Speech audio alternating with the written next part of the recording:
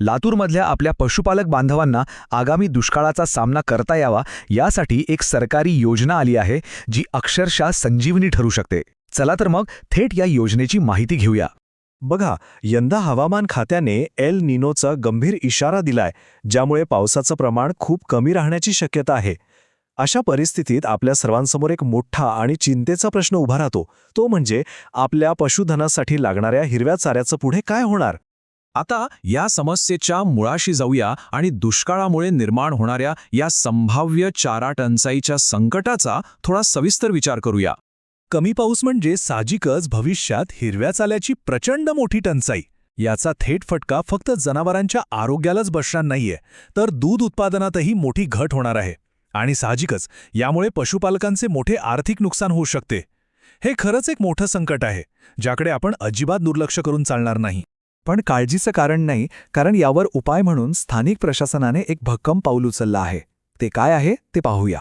जिल्हा पशुसंवर्धन विभागाने वैरण विकास योजना नव्याने सुरू केली आहे.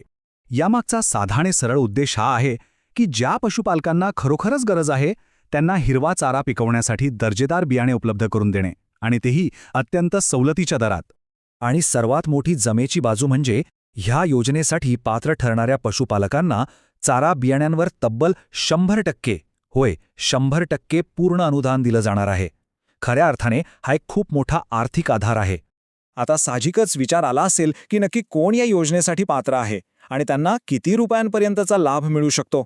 यासाठी आपण वैयक्तिक शेतकरी आणि अधिकृत शेतकरी गट या दोघांसाठी असलेल्या नियमांची थोडी तुलना करून बघूया, म्हणजे हे फायदे नक्की कसे मिळतात हे अगदी स्पष्ट होईल. जर कोणी वैयक्तिक शेतकरी म्हणून अर्ज करत असेल तर त्यांच्यासाठी काही अटी आहेत. पहिली गोष्ट म्हणजे स्वतःच्या मालकीची शेती आणि पाण्याचीच म्हणजेच सिंचनाची सोय असायला हवी. दुसरी महत्त्वाची अट म्हणजे त्यांच्याकडे किमान 3 ते 4 जनावरे असली पाहिजेत. आणि सर्वात महत्त्वाचं म्हणजे किमान 1 हेक्टर क्षेत्रावर हिरवा चारा पिकवण्याची त्यांची तयारी असली पाहिजे. तर जे वैयक्तिक शेतकरी या सर्व अटी पूर्ण करतील त्यांना 100% अनुदानांतर्गत बियाण्यांसाठी तब्बल 4,000 रुपयांपर्यंतचा थेट फायदा मिळू शकतो. आता दुसरीकडे बघा, जे शेतकरी एकत्र येऊन अधिकृतपणे नोंदणीकृत समूह गट म्हणून काम करतात ते सुद्धा यासाठी नक्कीच अर्ज करू शकतात. आणि विशेष म्हणजे गटांसाठी ही योजना चक्क 5 हेक्टर क्षेत्रापर्यंत लागू आहे. आणि इथला आकडा तर आणखीनच मोठा आहे. पात्र शेतकरी गटांना या योजनेतून थेट 20,000 रुपयांपर्यंतचे जबरदस्त अनुदान मिळू शकते. यावरूनच लक्षात येतं की प्रशासन सामूहिक शेतीला किती ताकदीने प्रोत्साहन देत आहे. हे सगळं ऐकल्यावर अर्ज कसा करायचा असा प्रश्न पडला असेल ना, तर आता याच्या प्रत्यक्ष अर्ज प्रक्रियेबद्दल आणि लागणाऱ्या कागदपत्रांबद्दल जाणून घेऊया. अर्ज करण्यासाठी काही महत्त्वाची कागदपत्रे जवळ ठेवणं गरजेचं आहे, जसे की जमिनीचा 7/12 उतारा, तुमच्याकडे पशुधन असल्याचा ठोस पुरावा, आणि जर तुम्ही समूह म्हणून अर्ज करत असाल तर त्या गटाचे नोंदणी प्रमाणपत्र सोबत असणं अगदी सक्तीचं आहे. आता सगळ्यात महत्त्वाची गोष्ट वेळ. ही अर्ज प्रक्रिया पूर्णपणे ऑनलाईन आहे आणि ती लातूर जिल्हा परिषदेच्या वेबसाईटवर दिलेल्या गुगल फॉर्मद्वारेच करायची आहे. पण लक्षात ठेवा, यासाठी फक्त 20 मे ते 28 मे एवढाच वेळ दिला आहे. त्यामुळे अजिबात वेळ न घालवता लवकरात लवकर अर्ज करणं गरजेचे आहे. ठीक आहे, अर्ज तर झाला, पण आता या पिकवलेल्या चाऱ्याचा भविष्यात योग्य वापर कसा करायचा तेही पाहूया. प्रशासनाने एक अत्यंत महत्त्वाचं आवाहन केलंय की फक्त चारा पिकवून थांबू नका. तो चारा आधुनिक मुरघास किंवा ज्याला आपण सायलेज म्हणतो त्या तंत्रज्ञानाचा वापर करून व्यवस्थित साठवून ठेवा.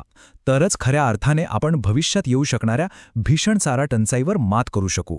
बघा, जर योग्य नियोजन आणि साठवणूक केली तरच ह्या योजनेची मूळ उद्दिष्टे साध्य होतील. यामुळे दुष्काळाच्या काळात पशुपालकांचे होणारे मोठे आर्थिक नुकसान टळेल आणि सर्वात महत्त्वाचं म्हणजे अगदी कोरड्या दुष्काळातही जनावरांना पोषण मिळेल, ज्यामुळे दूध उत्पादनही स्थिर राहील. याच अनुषंगाने लातूरचे जिल्हा उपायुक्त डॉक्टर राजकुमार पडिले यांचे शब्द खूप महत्त्वाचे आहेत. ते अतिशय स्पष्टपणे सांगतात की आज तयार केलेला आणि शास्त्रशुद्ध पद्धतीने साठवून ठेवलेला चारा हाच आगामी दुष्काळात जनावरांसाठी अक्षरशः जीवनदायी ठरणार आहे. आणि म्हणूनच आपण एका अत्यंत महत्त्वाच्या प्रश्नापाशी येऊन थांबतो. 100% अनुदानाची एवढी मोठी आणि महत्त्वाची संधी समोर असताना आपला लातूरचा शेतकरी वर्ग एल निनोचा हा गंभीर धोका ओळखून 28 मे या अंतिम मुदतीआधी जलद गतीने पावले उचलेल का? स्वतःच्या पशुधनाचे भविष्य सुरक्षित करण्यासाठी आता अजिबात वेळ न दवडता कृती करणे अत्यंत आवश्यक झाले आहे. तुम्ही यावर नक्की विचार करा आणि या माहितीचा जास्तीत जास्त लाभ घ्या. हे विश्लेषण ऐकल्याबद्दल खूप खूप धन्यवाद.